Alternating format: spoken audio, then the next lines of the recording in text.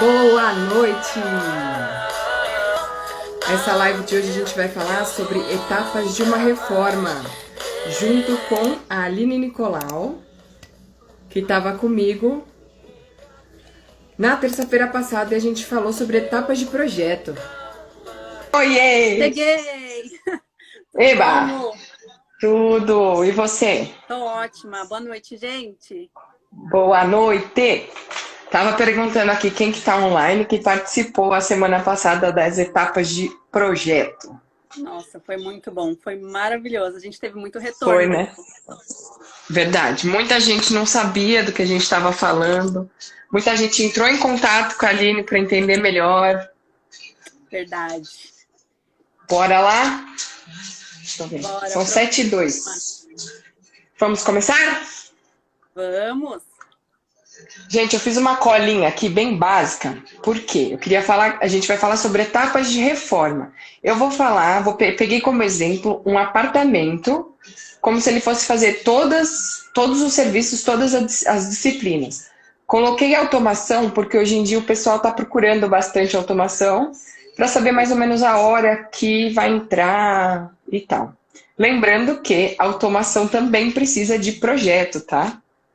Automação sem projeto não Tudo que vai dá. para a obra sem o projeto bem definido dá muito problema. Exatamente. E nem sempre tem que ter. Tipo, normalmente quem faz o projeto de automação é a loja, o especialista em automação, né? Eu não Exatamente. sei, você já fez projeto de automação? Não, é sempre com especialista. Automação, e quando o pessoal quer um projeto de iluminação, por exemplo, mais elaborado, eu sempre passo para um profissional especializado. Legal. Ó, estão falando que você tá com o áudio baixo. Também tô com saudade, Ju! Então, vamos lá. Vê se melhorou, gente. Pra mim melhorou. Eu tô com isso aqui hoje pra ver se minha cachorra não atrapalha. Né? Porque ela tem ciúmes. Gente, só pra explicar. A minha cachorra, ela tem ciúmes quando eu falo ao vivo, quando eu falo em videochamada. Então ela começa a surtar. Vocês viram aí essa semana o roxo que tava na minha perna? Foi da live da semana passada. Que ela me agarra, me sacode. Eu fico assim, ó. Eu começo a ficar assim, a minha cachorra que tá me puxando. Então vamos lá. Eu vou fazer algumas observações e durante a live eu vou repetindo essas observações que são muito importantes, tá? É muito importante saber que cada obra é única, tá? Apesar de ser mais ou menos a mesma sequência, tipo, 90% delas vai seguir a mesma sequência, nem todas vão ser assim. Sempre vai ter um detalhe, uma especificação que pode levar a mudar essa ordem, tá? Exatamente. Segunda observação, cada etapa tem um tempo de execução e é muito importante respeitar esse tempo de execução, porque daí a gente consegue atingir a qualidade e o empenho desse produto, tá? Se a gente tem que acelerar, a gente acaba perdendo um pouco a qualidade desse produto. Terceira e última, cada etapa tem o seu processo e existe um ambiente para começar e um ambiente para entregar esse serviço. Eu vou explicando aos poucos, tá? Vamos lá. É muito bom. Vou falar a primeira coisa. Pode falar. É muito bom até falar porque quando o cliente faz o projeto, né, ele não imagina como que vai fazer. Muitas vezes tem alguns clientes que querem tocar a obra sozinho, né? Mas eu sempre recomendo procurar um profissional, porque existe uma diferença muito grande em tocar um projeto sozinho. Por mais que o projeto já esteja bem detalhado, com as etapas bem definidas, saber exatamente essas ordens que você vai passar aí pra gente hoje faz a diferença total, né? Na conclusão do projeto. Total. Então, vai ser Total bom mesmo. o pessoal conhecer. Eu falo, hoje em dia, eu estou fazendo um trabalho onde, assim, muitas pessoas acham que não tem condição de fechar com uma construtora, com uma empreiteira que eu digo registrada no CREA, tá? Para fazer a obra. Então, fecha direto com o pedreiro. Eu não tenho nada contra isso, tá? Eu não vou incentivar, porque eu sei que não é bom. Só que, assim, as pessoas fazem isso. E, no final, acabam me procurando, porque algo aconteceu no meio disso. Então, eu tenho feito um trabalho onde eu oriento as pessoas, porque eu tô vendo todos os dias pessoas tocando obra com dicas do Facebook. Gente, eu tenho um terreno assim, me manda uma planta, começa do projeto, né? Depois, gente, eu tô fazendo impermeabilização da minha piscina e tô usando Via Plus. O cara passou 2 camadas, é o correto? Tipo, o pessoal tá inseguro, eles fazem essa contratação, mas são inseguros. E aí eles vão no Facebook perguntar para leigos, tá? O Google é mais, né, um pouquinho mais seguro do que o Facebook, porque lá no Facebook cada um dá seu palpite, né? Exatamente. Vamos lá. Eu vou falar primeiro a parte burocrática do negócio. Vou passar rapidinho aqui, porque tem pontos importantes onde eu vou linkar a live da semana passada de projetos, tá? Etapa número 1, a gente faz o envio da proposta. Não existe uma proposta correta, exata, sem projeto. Eu não consigo te passar um orçamento, um valor que vai custar a sua obra, sem ter um projeto em mãos. O projeto, ele é um planejamento da sua reforma, não é? Exatamente. Até porque no projeto você vai definir os acabamentos, você vai definir o revestimento. Tem revestimento que exige uma certa argamassa para aplicar, não é? Então, se você tem o projeto, o que é um investimento, se você fez esse investimento no projeto, você vai ter pouquíssimos desvios. A sua proposta, o seu orçamento vai ser mais exato, né? Se eu não tenho projeto, vai começar, não gostei, como eu falei da semana passada, aí não gostei do tom, aí troca, aí retrabalho, é mais hora de operacional, é mais hora técnica. E tudo isso, às vezes nem é o dinheiro que importa muito, é a sobrecarga que dá emocional na gente. Sim, é muito complicado. Tem o emocional, né, como você falou, e tem a mão de obra também, porque se você já contratou uma equipe para trabalhar para você, a mão de obra está ali, está correndo, está valendo, né, o valor deles. Então, se você fica nessa indecisão, sem saber exatamente o que você vai fazer na obra, você já está perdendo dinheiro desde o começo. Exatamente. Até o que acontece, já aconteceu muito comigo, eu fiz muita obra sem projeto, viu, gente? E ano passado a gente decidiu que não vai fazer mais. Não vai fazer mais. Por N motivos, tá? É ruim para mim como construtor e é ruim para você como cliente. Então eu já falo, hoje sem projeto não faço. Mas tenho diversas parcerias, uma delas é a Aline, que a gente indica para projeto e fazemos junto, temos o contato diário. Exatamente. A segunda fase é a aprovação, onde a gente vai definir qual que é a prioridade do tripé. O que é o tripé que eu falo? Custo, prazo e qualidade. Esses são os 3 principais pontos onde a gente tem que focar numa obra. Só que a gente tem que definir qual é a sua prioridade. Por quê? Dependendo de qual for a sua prioridade, ela vai influenciar na outra. Se a gente define que a prioridade vai ser qualidade, que é o mais recomendado, a gente vai perder um pouquinho do prazo. Então, quem quer qualidade não pode ter data para mudar, por exemplo. Eu preciso mudar até tal data. Isso vai afetar muito na qualidade do seu processo. E é o que mais acontece, né? É o que mais acontece. O pessoal E aí, assim, tanto projeto exatamente. Obra de última hora. De última hora, acha que não precisa, né? Tem gente que tá para pegar a chave do apartamento esse ano e começou a procurar projeto agora. É complicado. Tipo, o projeto você já pode procurar quando você comprou. Você já tem a planta lá, né? E aí você faz, acho que os últimos detalhes você deixa para quando pegar a chave, né? Para ter um pouquinho mais de tempo para executar a obra. Se você quer custo, se você não tem muito dinheiro e a gente tem que focar muito no custo, também não pode ter data para mudar, porque a gente vai ter que esperar. A gente vai encomendar coisas que vai ter 90 dias para entregar, e isso tudo vai para o cronograma, né? Por isso que a gente define esse tripé antes de fazer o cronograma.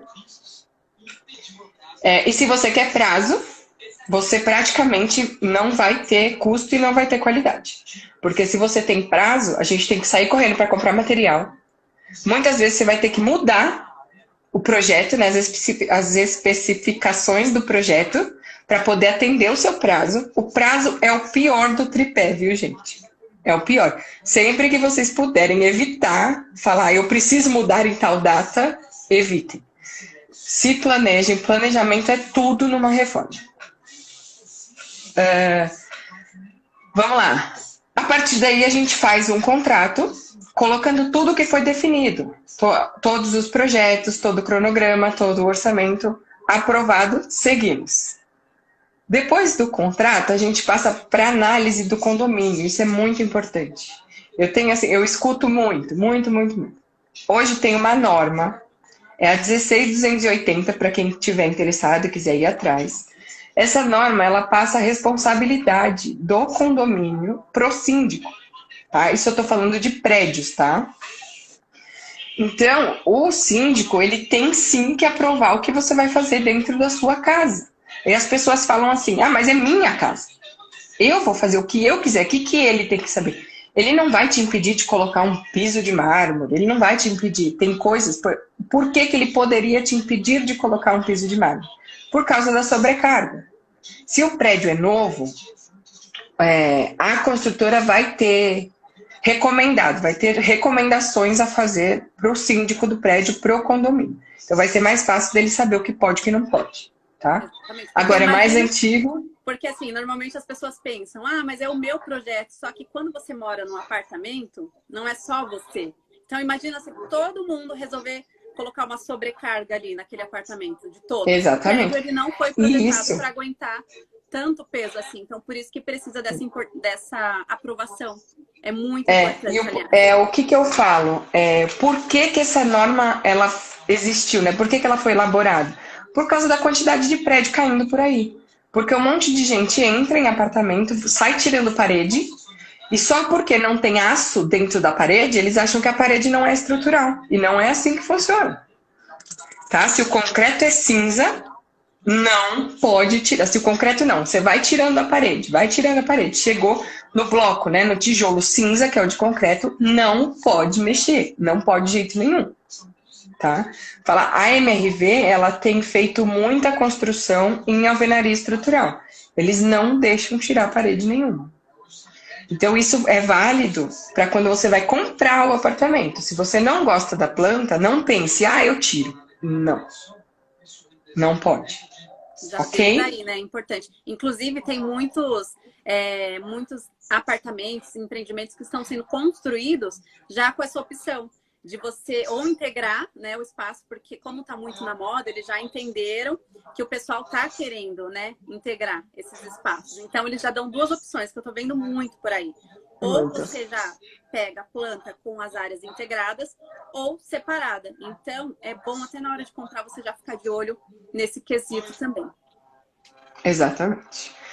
Outras coisas que a gente tem que verificar. Dias de descida de entulho, porque nem todo prédio, nem todo condomínio deixa descer todo dia.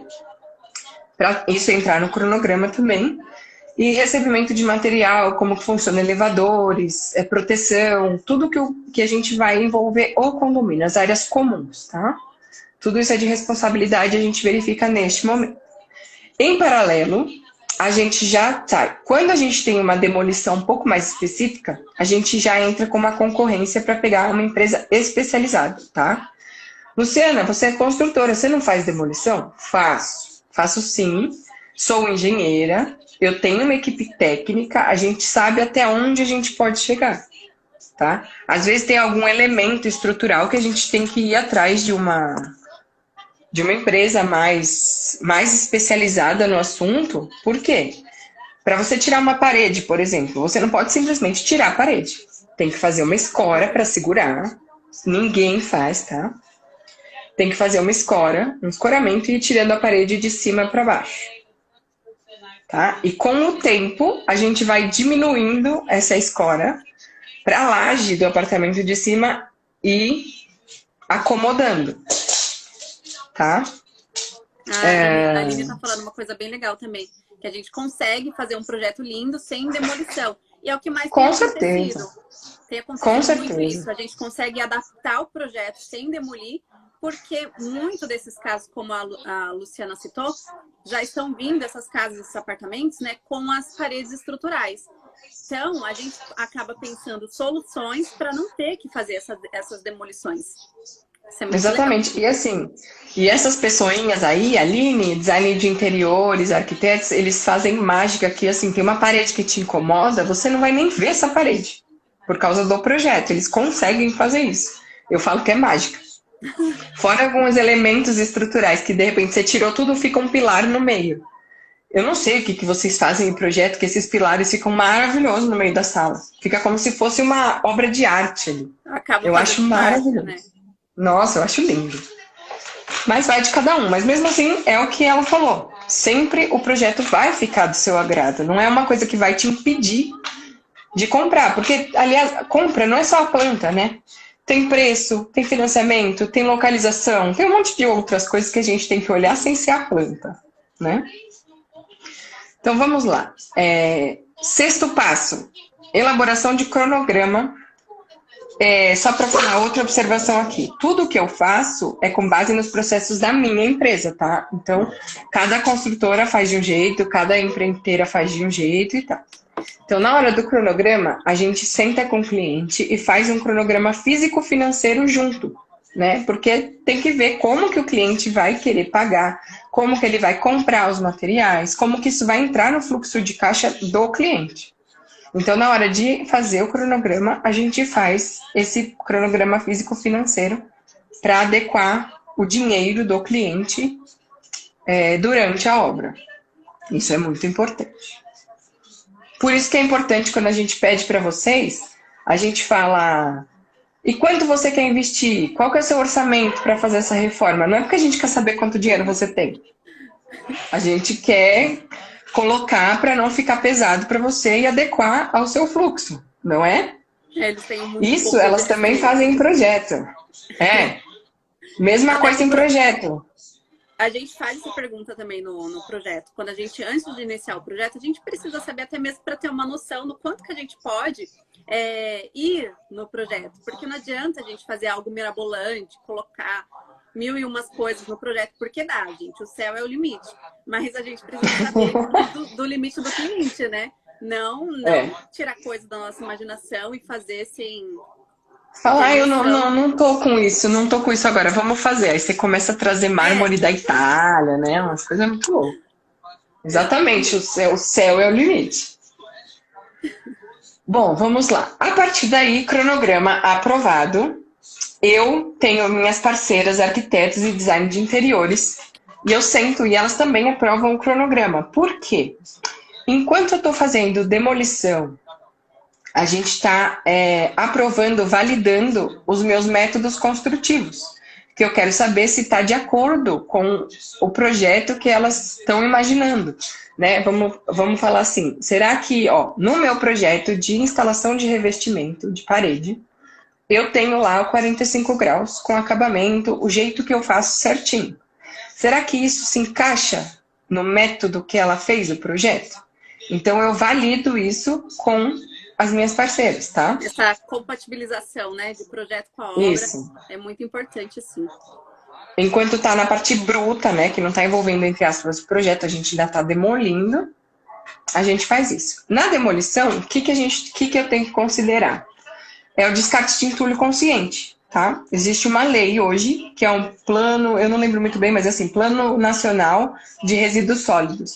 É onde essa lei, 12.305, acho, algo assim. Eu sou dos números, tá? Eu sou engenheiro, eu falo o número. É assim que funciona. É uma lei compartilhada. Então, assim, desde a produção da matéria-prima até o descarte, no bota fora, todo mundo que é envolvido é responsável por aquele entulho. Então, assim, a pessoa que pegou a madeira lá, que produziu a madeira, né? Produziu a madeira. Eu vou lá e descarto ela em qualquer lugar, né? Tem um monte de rua, né? Que o pessoal vai e descarta. Se por algum momento a gente foi visto, né? Foi vista a transportadora descarregando lá, eles têm um documento chamado CTR, né? Que ele vai te dizer quem que fez essa descarga, quem que é o dono da caçamba, quem que solicitou a caçamba, para onde que foi, quem é o dono da obra, de onde ele comprou. Ele vincula tudo. Então, assim, é muito importante esse descarte de entulho. Ele tem que ser muito bem pensado e tem que, dependendo do nível da obra, tem que apresentar um plano para a prefeitura. É complicado, não é só simplesmente demole e joga fora, tá? Agora, a nona etapa, a gente começa a entrar na parte de reconstrução. Aí, eu acho que é a parte que é 100% projeto, tá? É nessa etapa onde eu posso entrar e começar a achar obstáculos, né? Achar interferências que podem impedir o projeto de ser executado da maneira que ele foi projetado. Então, nessa hora, o contato obra-projetista, né? Quem fez o projeto, quem está executando a obra, esse contato tem que ser muito claro, tem que ser diário para ver se está tudo correndo nos conformes. Outra, algo deu de errado, tem que ter esse contato rápido para ser solucionado rápido, para a gente conseguir tocar dentro do cronograma. Até anotei uma coisinha aqui para perguntar para a dona Aline, porque assim, eu sei que assim, cada um tem um procedimento, né? Que assim, tem gente, o arquiteto, o design de interiores, ele faz uma proposta para o cliente, que eu sei que às vezes envolve o acompanhamento da obra, que o acompanhamento, o que que é? A compatibilização para saber se o projeto está sendo executado de acordo com o que foi projetado. Isso. E o gerenciamento, né? São duas e aí, coisas às vezes, o diferentes. cliente... Isso. E o cliente, muitas vezes, fala, não, eu já estou contratando uma construtora, eu não vou contratar o acompanhamento do arquiteto, né? E aí, nessa hora, que fica o conflito. Que às vezes até assim, eu quero falar com o arquiteto, eu quero falar com o designer, mas o cliente não deixa, porque fala, não, se você falar com ele, ela vai me cobrar. E eles ficam assustados. Aí eu queria saber, assim, em projeto entregue, contrato, onde eles não contratam acompanhamento de obra, existe essa revisão ou essa revisão é cobrada? Lu, existe um serviço que a gente costuma falar que é de acompanhamento. Ele é separado do projeto. Então, ele é um serviço à parte. Por quê? Quando a gente acompanha o projeto, as chances dele sair exatamente igual ao projeto é muito maior. Mas, quando o cliente não contrata, infelizmente ele vai ter que seguir o projeto do jeito que está ali. Certo? Então, quando ele contrata, a gente consegue, sim, conversar com a construtora, fazer esses ajustes. Porque você imagina, são muitos clientes. E a gente precisa também do cronograma da obra, até mesmo para a gente encaixar no nosso cronograma. Então, não é algo assim tão simples. Você vai conseguir acompanhar todas as obras, porque isso não seria possível, né? Então, exatamente por isso a gente faz esse serviço à parte, tá? E acompanhamento não quer dizer gerenciamento, que é o que você está explicando muito bem. Você vai dar o cronograma, você que vai fazer toda essa parte. A gente só vai entrar para checar se realmente está sendo tudo executado conforme planejado. Então, tem essa diferença, né, que os clientes costumam confundir bastante. Por isso que desde lá no início, quando eles me solicitam o projeto, eu já explico exatamente tudo. Desde o projeto até a obra. Porque eu não gosto de deixar eles com nenhum tipo de dúvida em relação a isso, né? Então, é bastante importante também passar detalhadamente. E não é justo trabalhar de graça, né? Não é, porque Não é às vezes, justo. de repente tem alguns ajustes, porque sempre tem alguns ajustes para fazer, mas pequenos, tudo bem, você consegue ali resolver. Mas se for um ajuste grande, de repente, precisa, assim, da intervenção do designer ou do arquiteto, né? Com certeza. E, nossa, 99% das vezes precisa. Porque daí entra naquela etapa que eu falei. A partir do momento que precisou de uma revisão e essa revisão do projeto não foi feita, a gente está seguindo uma obra sem projeto. E aí começam as interferências, os aditivos, o estresse. É como se você tirasse o planejamento. Estava tudo planejado, aconteceu alguma coisa que tem que ter um plano de ação ali, você tem que revisar, e aí tira o projeto, você fala, e agora, para onde eu vou? É como se eu chegasse na obra todos os dias e falasse, o que que eu vou fazer isso? O que que eu vou fazer hoje? O que que eu vou fazer hoje? Não é bem assim que acontece, mas é muito importante ter essa revisão. Eu costumo falar para os clientes exatamente assim, quando você vai procurar fazer uma cirurgia, Vai colocar um silicone. Então, você vai procurar alguém especializado nisso. Você vai pagar por aquela consulta, ele vai te falar, vai avaliar o seu caso, vai fazer exames, ele vai te dizer se você pode ou não fazer. Aí ele vai falar, olha, é X para você fazer esse procedimento. Você vai pagar e você vai fazer. E depois, você vai ter um acompanhamento desse profissional. Então, assim, é basicamente a mesma coisa. É um serviço que você está procurando para sua casa. Só que a diferença não é para o seu corpo, é para casa. Então, acho que é muito válido e muito importante ter o profissional acompanhando, né, a obra. Sim. Eu sempre indico, principalmente naquilo que a gente falou na outra live, que eu gostei quando me chamaram para participar do briefing. Né? No briefing ali eu já deixei claro que é muito importante esse acompanhamento. Que eu acho assim, naquele momento que eu vivi, ficou claro para mim assim, que o gerenciamento era melhor comigo. Até por causa do tempo do arquiteto, né? Mas o gerenciamento ficou comigo, mas o acompanhamento tinha que ter do arquiteto, sim, por causa deste ponto. É o principal. E aí, o que eu coloco aqui? Nessa etapa de reconstrução, onde a gente está reconstruindo coisas, mudou uma parede de lugar, mudou um ponto de hidráulica, mudou um ponto de elétrica. Já estou virando a página aqui. Ai, vai cair. Gente, esse negócio não para no meu olho. Instalação elétrica, a infra de ar-condicionado. Tudo isso é feito na reconstrução. Então, é aí o momento de acontecer qualquer tipo de revisão. Porque a gente ainda está reconstruindo.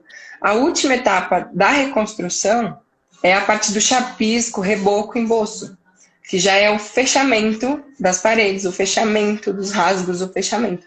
Então, assim, a partir do emboço, se tiver qualquer tipo de alteração, vai gerar estresse, vai gerar custo, vai gerar prazo e por aí vai.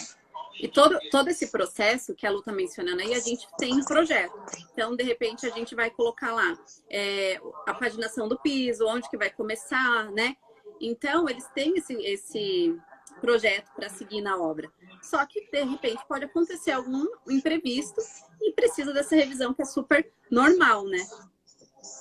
Uma coisa que às vezes não depende muito da gente. A gente tem a planta de pontos elétricos, né? Acontece muito com quem vai colocar perfil. E os perfis, existem perfis nacionais, mas o pessoal tem comprado muito importado. Então, às vezes, deu algum problema na loja, que aquele perfil que você comprou não vai ser entregue no prazo que deveria. Se a pessoa não pode esperar, ela vai fazer o quê? Vai trocar. Nesse momento é muito importante que essa troca seja feita na fase de reconstrução, né? Que a gente possa entrar em contato com o designer ou com o arquiteto para fazer a revisão, porque um simples perfil de iluminação tem um negócio, um drive que vai em cima. A gente tem que arranjar um lugar para colocar ele. Então, às vezes, nem tem o perfil embutido, é que tem o perfil de sobrepor. Né? O perfil de sobrepor, normalmente, ele vai dentro do perfil mesmo, esse drive. Agora, o perfil de embutir é uns trombolho que vai dentro do gesso.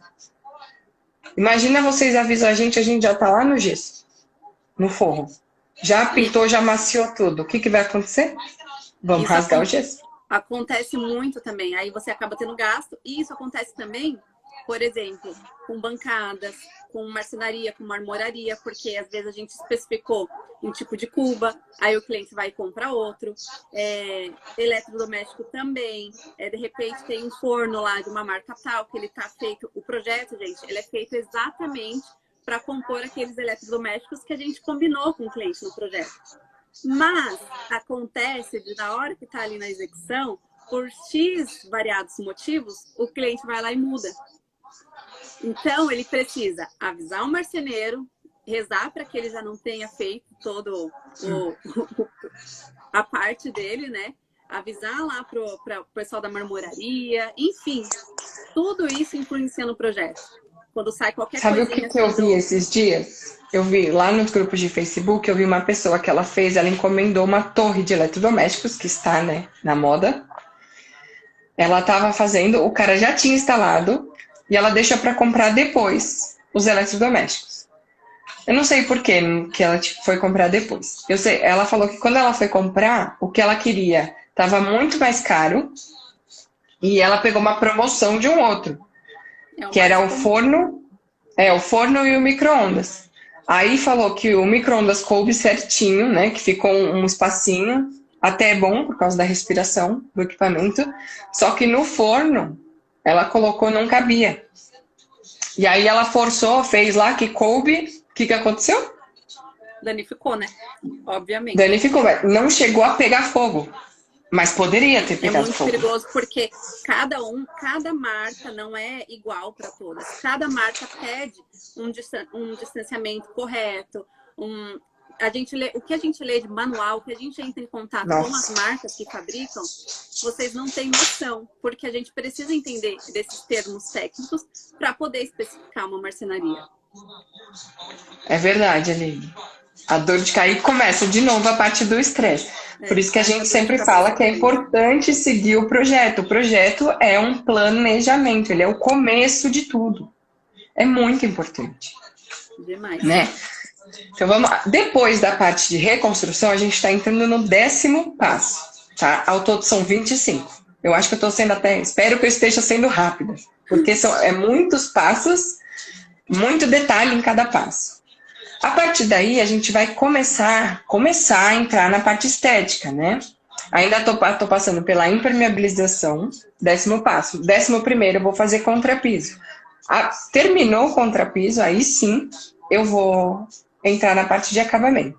Uma coisa que é muito, muito, muito importante, tá? Eu tenho que fazer reconstrução antes de fazer o contrapiso. Por quê? O contrapiso, ele ajuda a segurar uma parede, tá? Então, caso eu já tô lá no contrapiso e você me resolve fazer uma parede a mais, essa parede vai ficar solta. E é perigoso, tá? A parede não vai cair em cima de você, não é assim, a gente faz um reforcinho lá, mas não é tão fácil subir uma parede como todo mundo acha. Ah, é só pôr bloco aqui. Não. Por isso que eu falei, essas etapas, elas são feitas desta maneira. De vez em quando a gente consegue, tá? O que eu vou ter que fazer aí? Recortar o contrapiso já feito e começar a colocar bloco. O que isso gerou? Retrabalho. 12º, eu começo instalação de revestimentos, né? E aí, revestimentos cerâmicos, né? Revestimento e piso. Se você vai fazer o rodapé de cerâmica igual ao piso, nesse momento a gente já faz o rodapé também, tá? Só que os projetos que eu faço hoje em dia, o rodapé não é do piso. Aqui em São Paulo, eu sei que tem alguns lugares no Brasil que é comum usar o rodapé cerâmico igual ao do piso. Deve ser por causa do calor, não sei. Ou do custo até do outro, porque a gente tem rodapé de madeira, de polipropileno, eu nunca consigo falar isso, polipropileno, que é o Santa Luzia. Santa Luzia, o pessoal usa bastante. Né? Isso. Neste caso, eu falo para o rodapé ser a última coisa. Eu gosto de colocar rodapé depois que os móveis já entraram. Porque vai entrar marcenaria, vai bater no rodapé. Vai entrar mudança, vai bater no rodapé. Até sempre vai dar um pau no rodapé. Eles já são mais prontinhos, né? Eles não têm muito o que fazer. É mais instalar mesmo e acabou. Então, se é do próprio revestimento ali, ainda tem o rejunte, tem toda essa parte, né? Então, o rodapé, que não é do próprio revestimento, ele acaba sendo uma colocação mais limpa, né? Não tem tanta coisa. E ele é fácil, assim, danificado, tem que trocar a peça toda, dependendo do modelo que você usar. Senão vai ficar uma emenda bem no meio, né? Como se fosse um curativo ali. Logo que você mudou. Vamos lá. A partir daí, eu vou começar a pintura, tá? Muita gente acha... a gente começa a pintura. O que é começar a pintura? A gente vai começar a aplicar uma manta líquida, se precisar. A gente vai começar a aplicar a massa acrílica, a massa corrida. A partir daí, tá? A massa corrida, ela tem um tempo indicado pelo fabricante que ela tem que ficar. Então, eu não posso simplesmente passar a massa corrida, lixar no mesmo dia ou no dia seguinte e pintar em seguida. Eu tenho que esperar essa cura. Lembra que eu falei da qualidade lá atrás? O que acontece se eu não respeito isso? dá bolha, dá trinca, dá uma série de problemas onde você mal vai mudar para o seu apartamento e já vai falar, essa pintura ficou uma merda.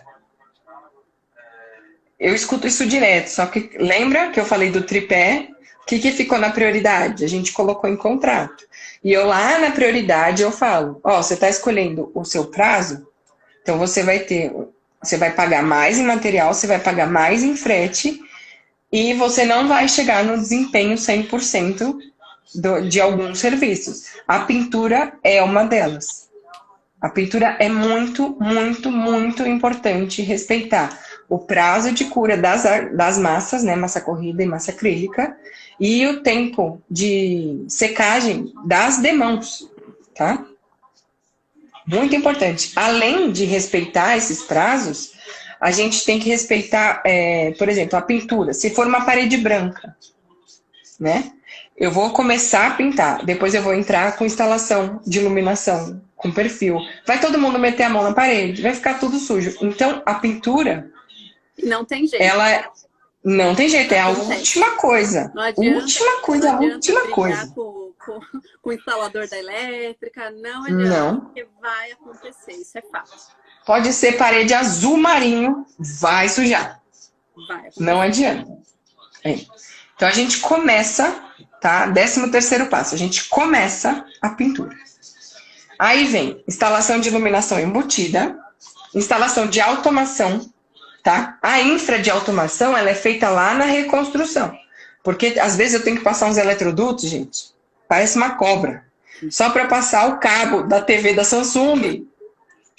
Aquela TV que é um cabo só, todo mundo fala, é um cabo só, que lindo, que maravilhoso. Só que o plug do cabo é um negócio.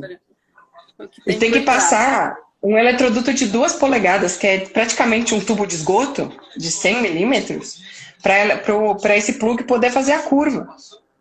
Por isso que a infra é feita lá na reconstrução. E nesse momento a gente pode fazer a instalação do cabeamento da automação, porque já vai estar toda a infra passada, tá? O 16º passo eu coloquei como instalação de piso de madeira quando for aplicado, né? Porque a instalação do piso de madeira começa a entrar numa parte bem delicada. Porque a gente tem a instalação, tem a lixa, tem piso que tem que lixar umas 7 vezes, aí tem que calafetar, lixar de novo, passar resina. Exatamente. E assim, tem vernizes, né? Tem que ficar 7 dias sem entrar um oxigênio. Piso de madeira é muito complicado. E aí, fora isso, o que eu indico, tá? Tem o prazo, tem o time de colocar o piso de madeira. E muitas vezes a obra tá no acabamento, né? A gente ainda tá cortando ali umas coisas, é muito perigoso danificar o piso. Então, a gente faz assim, coloca o piso, assenta, lixa, protege, faz umas 4 camadas. Tem piso que não pode proteger. Lona jamais, tem que ser com papelão para respirar. E deixar para ficar o verniz quando a gente já tiver muito perto, a 15 dias da mudança. Porque aí a gente vai conseguir depois só fazer a instalação de hidráulica, dos metais, a coisa bem fina, aquele acabamento bem decoração, né? E aí vem a mudança, que aí já não tem mais ninguém passando e andando que pode danificar o piso. 17º passo, eu coloquei segunda demão de pintura, que já deu um bom tempo para secar a primeira. Aí a gente vai limpar, né, a sujeira. Já diminuiu o operacional dentro de um apartamento, então o risco de sujar já é menor. E a gente faz de 3, 4. 4 é a média de demãos que a gente costuma fazer numa obra, principalmente quando a tinta é branca. E depende da tinta, até precisa de mais, né, por causa da qualidade. Da qualidade da marca. 18º, a instalação da iluminação sobreposta, pendentes, espelhos, interruptores, tudo que vai por cima. Na hora de instalar isso, adivinha? Fica o dedinho das pessoas. Por quê? Coitado do eletricista, ele tem que se apoiar para prender as coisas. Não é porque ele fez por mal, tá? E assim, aí vem, o pendente veio sujo, vem com pó. Por mais que a gente limpe antes de instalar, ele pegou para limpar, ele lava a mão para instalar? Às vezes não, raro.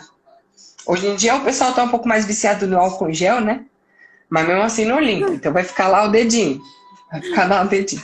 Então, Mancha, e não quina de parede branca, gente. Todo mundo que vai fazer curva em apartamento pode começar a reparar o quanto você põe de mão na parede na hora que você vai fazer a curva. Você só descobre isso quando você reforma o seu apartamento. Exatamente. É igual a parede ondulada que eu falei outro dia. Agora todo mundo vai ver que põe a mão na parede. Ah, beleza. 19º passo, instalação das evaporadoras do ar-condicionado. A infra do ar é feita lá na reconstrução. Lá atrás, né, Lu? Lá atrás, Ela exatamente. tá pronta, E só esperando. a condensadora, muitas vezes, é colocada nessa etapa de reconstrução também. Porque faz parte da infra e normalmente ela é colocada numa parte externa. Tem que quebrar para passar cabo, elétrica, dreno, um monte de coisa. Então é feito lá na reconstrução. Nesse momento a gente já está quase no final, bem no final, na verdade. A gente pode colocar as evaporadoras, que são... O que é o evaporador, né? É aquele aparelho que você vê. A condensadora é aquele aparelho que fica do lado de fora. 20º passo, instalação do rodapé, quando não é do mesmo material do piso. 21º passo, pintura final. Agora a gente vai fazer acabamento, a gente vai calafetar. Por que a pintura final tem que ser depois do rodapé? Porque a gente vai calafetar o rodapé. Porque normalmente a parede é assim, né? Ela é toda ondulada. Então, e a gente coloca o rodapé. Né? Isso, aí vai ficar um buraquinho, a gente vai calafetar, vai pintar, vai dar o acabamento fino da pintura. Nesse acabamento fino, a gente faz 2 demãos. Eu já fiz uma, fiz a segunda, aqui vão mais 2 demãos. Então, para quem está acostumado a repintar apartamento onde você mora, você dá 2 demãos. Numa reforma, a gente faz 4. 22º é a instalação dos móveis e dos eletros. Aí, tem coisa que vem da marcenaria, tá? Aqui a marcenaria eu gosto que ela venha antes da pintura. Só que normalmente é junto. A gente faz um cronograma junto com a marcenaria para saber o dia que eles vão começar a instalar e por onde eles vão começar para a gente ir seguindo com a pintura. Tá? Muitas dessas etapas que eu falei, não é que uma vai fazendo assim, né? Tipo, uma depois da outra. Muitas acontecem numa sequência, né? A marcenaria vem instalando, a pintura vai atrás. Não é que eu preciso de 5 dias, aí passa esses 5 dias, eu vou começar a pintura, não é assim. Não, é que assim, um serviço acabado já pode vir o próximo, né? Então, nesse cronograma, você já sabe quem vai vir depois, né? Então, esse cronograma de obra, ele é muito importante, por isso. Exatamente. E fazer o cronograma junto com os fornecedores, validar junto com as entregas, isso é um gerenciamento de obra, tá? Que aí você faz tudo, todos vão resultar num bom cronograma, num bom planejamento da obra. 23º passo. 23º passo é a desmobilização. Eu vou tirar tudo que eu tenho de material, de entulho, de sujeira, de equipamento, de gente. Eu vou tirar todo mundo da obra. Vou tirar tudo que é meu, tá? Vai ficar só a parte, às vezes, faltou um acabamento. O próximo passo é a limpeza final. Às vezes a limpeza final pode danificar alguma coisa, então eu ainda entro com alguns reparos, tá? Mas depois da limpeza final, a limpeza final vai saindo, já na frente vai saindo todo mundo, tá? Depois da limpeza final, eu faço a entrega pro cliente, que é o 25º passo. Lu, essa limpeza final você faz com profissionais específicos de obra? Faço. Porque tem uma grande diferença em você ir lá e limpar a obra, né? Por exemplo, quem não entende, né, de obra, quem quer tocar a obra sozinho, tem uma grande diferença você fazer essa limpeza por você mesmo, né? Contratar alguém ali para limpar que não entende da obra e você contratar um especialista que sabe, entende, né, dessa limpeza de obra. Porque eu tenho parceiros que estão comigo. A limpeza fina é limpeza mesmo, gente. É uma limpeza bem especializada, né? Exatamente em obra. Não é uma limpeza qualquer. Então, até para detalhar isso, a gente faz uma limpeza grossa, que é praticamente na desmobilização, né? Conforme eu vou tirando tudo, eu já estou fazendo essa limpeza grossa. Eu vou tirar a argamassa que caiu no vidro, coisas grossas, né? E aí, por último dos últimos, é uma limpeza fina. É uma limpeza que eu vou lá dentro da unha do negócio e tirar. Você né? imagina, você Todos tem os uma trilhos, parede, né, de vidros. revestimento ali, toda linda. Ele foi passado um rejunte, então ele precisa ser bem limpinho. Tem que limpar aqueles restinhos de rejunte que acaba ficando, né, querendo ou não. As Exatamente. manchas de mão, poeira. Silicone de vidro. Às vezes, na hora de calafetar o vidro, fica silicone no meio do vidro. Então, aí eu faço assim. E uma parte muito importante da limpeza, por que a gente faz com uma empresa especializada, igual eu falei lá atrás da demolição? Porque existem produtos, tá? Que podem ser passados em porcelanato e outros produtos que para pedra, e nem sempre um produto pode passar em todos os revestimentos. Às vezes eu tenho porcelanato na casa toda, mas é um porcelanato na cozinha e outro na casa. Cada um vai receber um tipo de produto. Inclusive, tem Por gente isso, que tem muita gente que coloca, pede porcelanato e depois não entende da manutenção dele, né? Aí fala, ai, mas porcelanato é ruim, mas porcelanato é isso. Não é, gente. Tem um produto específico. Se você colocar qualquer produto lá no seu porcelanato, infelizmente vai manchar. aí vai manchar, exatamente. Seja ele claro, escuro, mediano, vai manchar. Tem também assim, quando tem o acetinado e o polido, eles têm um tratamento, um acabamento em cima dele. Imagina se eu me passo um limpa-pedra. Eu tiro o verniz do porcelanato. Tira todo o Tem que acabamento, saber né? fazer essa limpeza. Exatamente. A limpeza não é simplesmente chamar uma diarista e limpar. De jeito nenhum. Tem que ter os produtos corretos e eu acompanho, tá? Porque é muito importante. Imagina assim, eu demorei tudo isso. Todas essas etapas, tem muitas etapas dentro das etapas. Aí chega no final, a pessoa caga tudo. Eu gosto inclusive, eu gosto de conversar com o cliente sobre essas escolhas desses materiais que ele está fazendo lá no projeto. Por exemplo, ele quer um mármore mais bruto, que é uma pedra bruta, né? Na cozinha. Olha, eu vou falar para ele, ó, a manutenção é assim, assim, assim. Você pode estar manchando essa pedra. Então, assim, tudo eu falo lá no projeto para depois chegar lá no dia a dia, né? No uso, essa pedra aqui é horrível. Esse porcelanato não é, gente. Existem alguns produtos, alguns materiais que eles têm essas, né, diferenciações no tratamento. Então, assim, com o projeto em mãos, você já foi avisado, né? Exatamente. Você já sabe como que vai ser o seu futuro ali. É isso. Eu gosto de porcelanato polido. Tem limite, tá? Mas eu gosto. Nunca tive em casa. Mas eu acho bonito. Tem alguns que são muito bonitos. Mas o que eu escuto de gente reclamar de porcelanato polido, e eu nunca entendi porque eu nunca fiz na prática. É que Né? Eu não sei na prática o que é isso. O polido, ele acaba mostrando muito mais um fio de cabelo que cair ali no porcelanato polido, ele vai ficar muito mais evidente do que num acetinado, por exemplo. Então, o acetinado, ele acaba escondendo e o polido, ele vai espelhar tudo, né? Então, ele acaba espelhando também qualquer coisinha que cair ali, você vai ver de longe. Então, é isso mesmo. Mas eu tive experiência com porcelanato fosco. Logo assim que eu casei, a gente foi morar num apartamento que a cozinha tinha porcelanato fosco. Gente, que ódio que eu tive daquilo. Suja. Nossa, como suja. Nossa senhora, eu juro, eu fiquei menos de um ano nesse apartamento e um dos motivos era assim, primeiro que era tudo branco, porque como era alugado, eu fiz um acordo, eu fui a primeira moradora, então eu que fiz os planejados, eu que fiz o projeto, tudo, só que a gente pôs tudo branco, né? Porque era o mais barato, então a casa era inteira branca, 30 metros quadrados. Eu e meu marido, de onde eu ia, eu tropeçava nele. E, nossa, eu fiquei louca. E aquele piso sujo, eu fiquei desesperada. Baixou. Grita, né? Grita. A louca da limpeza naquele piso. Eu limpava 3 vezes por dia. Aí eu acho que é por isso que eu gosto do porcelanato polido, porque ele é fácil de limpar. Na minha cabeça, porque o fosco me deu tanto trabalho. Vamos ficar no meio termo, né? Vamos no acetinar. Então é isso. Você tem alguma dúvida? Você ali? Para mim ficou tudo ok, né? São várias etapas importantes, assim como nas etapas do projeto, as etapas de obras, a gente não pode pular nada, né? Então, não, de jeito nenhum. E nem interferir, que eu digo assim, mudar a sequência.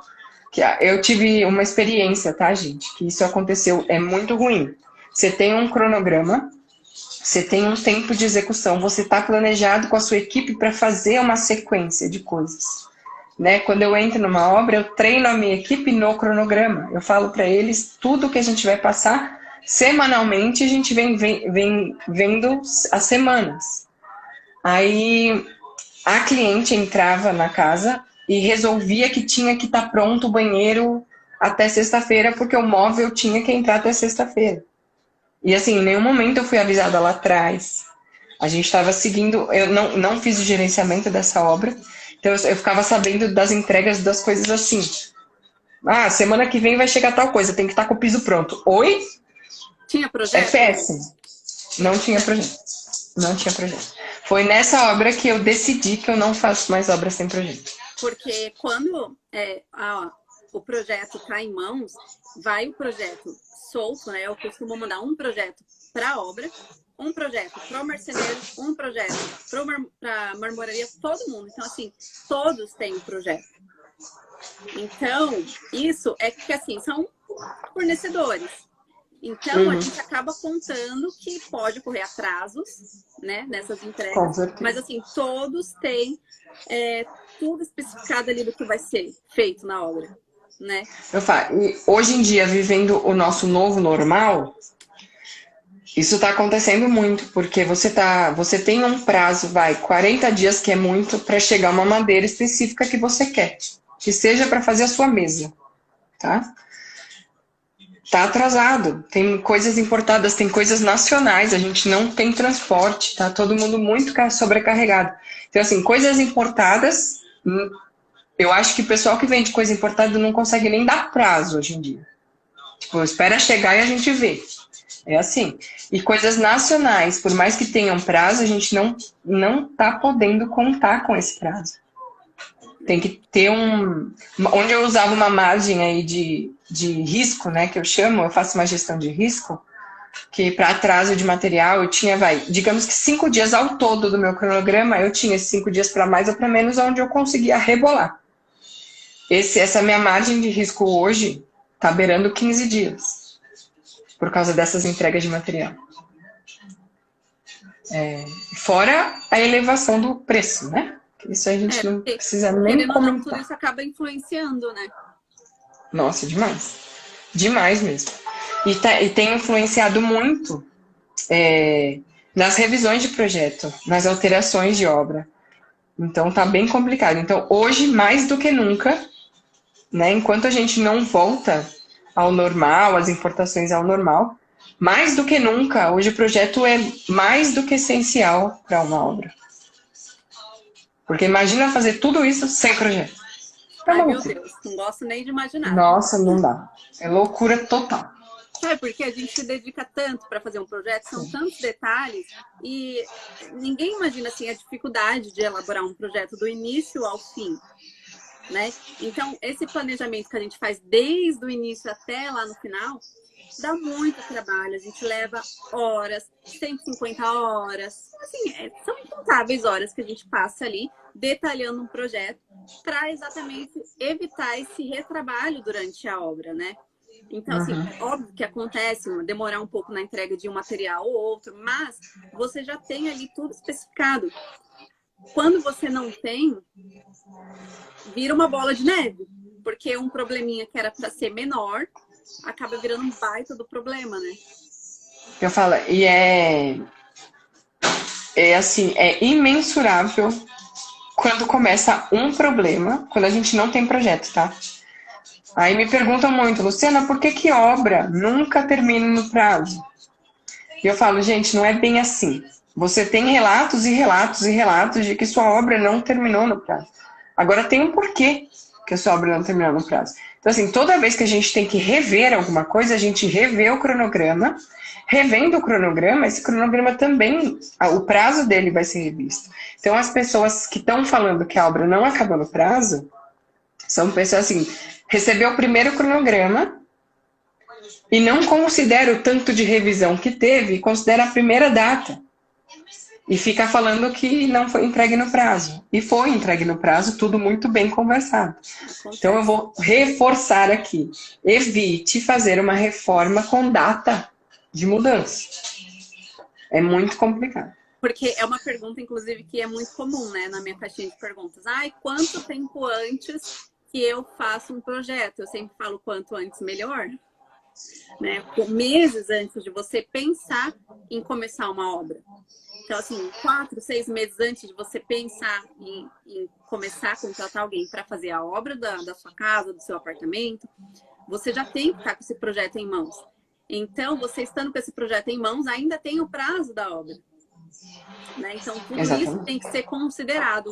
Então, não dá para você olhar, vou fazer o meu projeto e já quero começar a reformar daqui um mês e acho que vai estar pronto em seguida. Fora o prazo para fazer o projeto, né? Porque assim, você contrata um arquiteto, você não está contratando ele exclusivo para você. Um design de interiores ou um arquiteto, ninguém é exclusivo. Então você tem que atender. Você vai entrar na agenda daquele arquiteto do design. Então existe um prazo, eles vão dar um prazo. Isso, tudo acontece também de acordo com esses prazos, né? A gente passou as etapas, como eu falei lá na semana passada. A gente vai passar para o cliente para ele aprovar. Então, às vezes, o cliente acaba demorando um pouco mais para aprovar, então acaba alongando um pouco mais o tempo do projeto. Então, tudo isso precisa ser muito bem considerado, né? Tudo. Entendido. E é muito importante, assim, que todos estejam cientes, né, do negócio. Então, assim, mudou alguma coisa, tem que envolver arquiteto, tem que envolver engenheiro, tem que envolver empreiteiro, tem que envolver fornecedor. Todos têm que ser informados do que aconteceu. Se você informar uma pessoa, por exemplo, o que acontece às vezes? O contato cliente-arquiteto nessas horas é muito... acontece muito, né? Putz, não consegui comprar um micro-ondas, tal, né? Se o arquiteto ou o designer não tem um contato direto com a construtora, com o engenheiro, a obra vai seguir. E se ninguém lembrar de avisar... É muito importante, né? Muito importante. Nossa, acontece muito, principalmente com o eletrodoméstico, do cliente me ligar e falar, Aline, olha, eu mudei aqui o micro-ondas. E aí, direto. Acontece. E aí que eu quero saber qual que foi a marca que você comprou, porque eu vou olhar lá no projeto, né? Vou ter que sentar, vou ter que abrir o projeto, vou ter que ver se ele se enquadra de acordo com o que a gente já tinha combinado. Aí a gente ainda tem que avisar lá na marcenaria para ver em que pé que tá ali o projeto. Já estamos batendo 1 hora aí. Eu odeio fazer live longa, agora foi que foi também, né? Estamos batendo 1 hora. Vamos cortar. Mas foi maravilhoso. Foi maravilhoso. E outra coisa, gente, estou sempre aí. Vou falar rápido antes que desliguem a gente, tá? Muito obrigada pela presença de todo mundo que passou aqui do começo ao fim. Se tiverem dúvidas, estamos à disposição, tá? E eu deixo aí quadrinho de perguntas todos os dias, se não 3 vezes por semana. A Aline também, sigam ela, tá bom? Muito obrigada. E vamos continuar, toda terça-feira vamos ter live aqui, tá? Eu quero participação de todo mundo. Tá? Adorei, Lu, obrigada. Um beijão. Beijo para todo mundo. Tchau. Tchau.